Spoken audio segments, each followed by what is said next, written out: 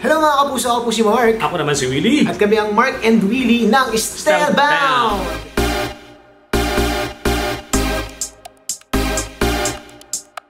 After ng blind audition nito, sobra ang dami. Ano mo yung notification ko sa Facebook, sabog talaga siya.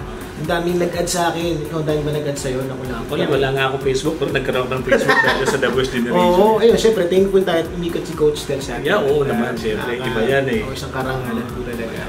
Pribilehiyo. Sobrang saya namin, sobrang saya. At sana itong pag-ikot ni Coach Del ay hindi namin siya bibiguin at bibigyan namin ang 100%, 101%.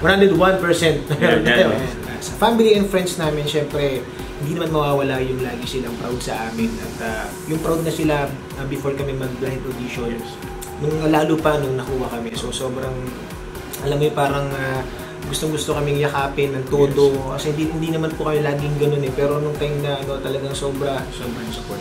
Lalo-lalo yung mga taga-Bicol, yung mga Cordobanes lang. Talagang all out yung kanilang pag-iimis ko.